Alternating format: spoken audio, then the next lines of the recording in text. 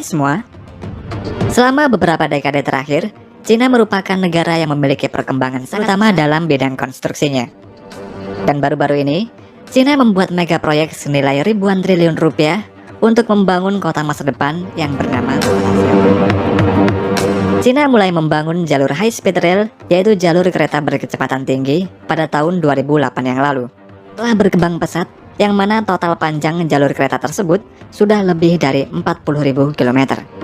Dengan panjang jalur tersebut, Cina menyalip negara-negara yang memiliki jalur kereta cepat, dan tidak hanya itu saja, pada akhir tahun 2022 nanti, Cina akan membangun lagi jalur kereta cepat sepanjang 1.400 km. Untuk panjang total seluruh jalur kereta api Cina mencapai 150.000 km dengan nilai total investasi sebesar 117 miliar US dollar atau setara dengan 1.600 triliun rupiah pada tahun 2021. Besarnya investasi pemerintah Cina pada jalur kereta api ini dikarenakan banyaknya penumpang yang naik kereta api tiap tahunnya, yang mencapai 2,2 miliar penumpang tiap tahunnya. Sedangkan untuk pengiriman kargo lewat kereta api dari Cina ke negara-negara di Eropa, jumlahnya mencapai 74,9 miliar US dollar atau setara dengan 1.000 triliun rupiah pada tahun 2021. Dan rute perjalanan kereta kargo dari Cina ke Eropa tersebut memiliki lebih dari 50.000 rute. Dengan pesatnya jalur kereta tersebut, Cina membangun kereta peluru yang bernama Fuxing. Kereta ini mampu melaju dengan kecepatan maksimum 350 km per jam. Kereta tersebut merupakan generasi kereta cepat terbaru di Cina dengan jumlah terbesar di dunia yang jumlahnya mencapai 4.000 unit. Dan menariknya lagi, kereta cepat ini dikembangkan secara mandiri di Cina dengan 100% kandungan lokal. Kemudian untuk menunjang jalur kereta cepat tersebut, banyak dibangun stasiun kereta yang ukurannya sangat fantastis. Di antaranya adalah stasiun kereta cepat bawah tanah Badaling. Stasiun Badaling merupakan stasiun kereta cepat bawah tanah terdalam dan terbesar di dunia. Stasiun ini berlokasi dekat dengan pintu masuk Badaling, yakni bagian populer dari tembok Cina yang telah berusia berabad-abad. Stasiun Badaling tersebut berada di 102 meter di bawah tanah dengan area seluas lebih dari 36.000 meter persegi dengan struktur 3 lantai. Alasan mengapa stasiun Badaling ini dibuat jauh di bawah tanah adalah untuk melindungi tembok Cina dari kerusakan struktural. Untuk pembangunan stasiun Badaling ini dimulai pada tahun 2016, yang mana pembangunan terowongan dan stasiun membutuhkan waktu sekitar 3 tahun. Dan uniknya lagi, stasiun ini menjadi tempat bagi eskalator yang terpanjang kedua di dunia dengan panjang 88 meter dan tingginya 42 meter. Kemudian stasiun selanjutnya adalah stasiun Xiong'an.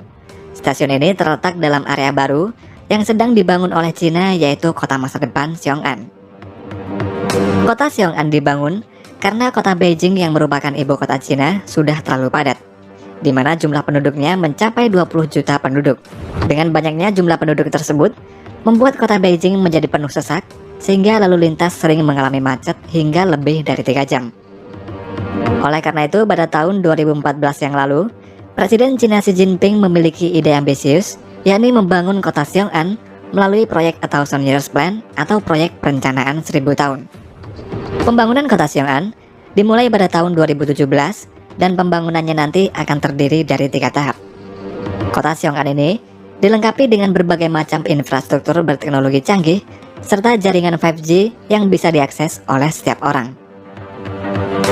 Selain jaringan 5G, kota Xiong'an ini nantinya juga dipasang dengan kamera CCTV canggih. Kemudian akan ada taksi self-driving yang dapat berjalan secara otomatis tanpa supir.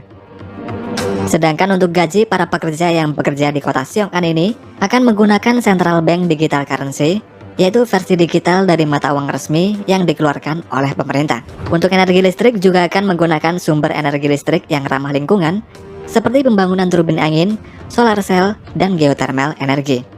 Dan pembangunan kota Xiong'an ini diperkirakan akan memakan biaya yang sangat fantastis, yakni sekitar 560 miliar US dollar atau setara dengan 8.120 triliun rupiah.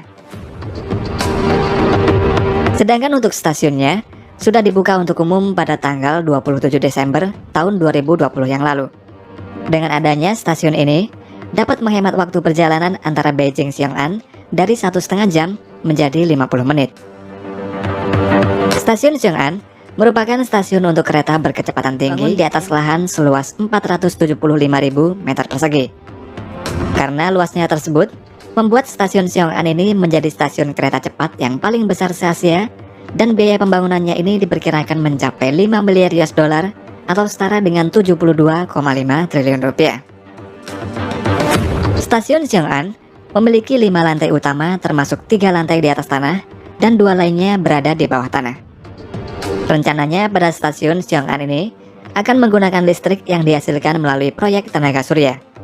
Solar cell tersebut nantinya dipasang di atap stasiun Xiong'an yang memiliki luas 42.000 meter persegi, dilengkapi modul PV dengan total kapasitas terpasang sebesar 6 MW dan pembangkit listrik yang dapat menghasilkan daya 5,8 juta kilowatt. Dalam proses pembangunan kota Xiong'an dikerjakan lebih dari 160.000. Sampai saat ini sudah lebih dari 3.800 perusahaan telah terdaftar pada kota Xiong'an, dan pada tahun 2035 mendatang rencananya kota ini akan selesai dibangun. Meskipun pembangunan kota Xiong'an sudah berjalan selama 5 tahun, namun progres atau kemajuannya ternyata tidak terlalu signifikan. Pada kenyataannya, pembangunan kota Xiong'an ini sangat lambat dikarenakan kekurangan dana, sehingga menyebabkan banyak proyek yang masih belum terselesaikan. Kemudian stasiun Xiong'an yang memiliki luas 6 kali lebih luas daripada stasiun Beijing ternyata hanya memiliki jumlah penumpang yang sangat sedikit, sehingga setiap harinya hanya ada 1 kereta saja yang beroperasi sekali sehari dari Beijing ke Xiong'an. Lambatnya pembangunan kota Xiong'an juga berhubungan dengan banyaknya kota-kota atau area-area baru yang dibangun pemerintah Cina tiap bulannya. Akhirnya ketika ada kota baru yang dibangun dengan kapasitas 10 juta penduduk atau lebih, hanya 200.000 orang saja yang tinggal di kota baru itu. Dan meski hal tersebut berlanjut, namun Cina tetap membangun banyak kota-kota baru di Cina. Hal ini dikarenakan lebih dari sepertiga GDP Cina berasal dari bisnis konstruksi dan real estate. Hal tersebut dapat terjadi karena di Cina masih memiliki budaya jika memiliki lebih dari maka orang tersebut akan memiliki status sebagai orang terpandang di lingkungannya. Oleh karena itu banyak apartemen pada kota-kota baru sudah terjual, meskipun orang yang memiliki rumah tersebut tidak menempatinya.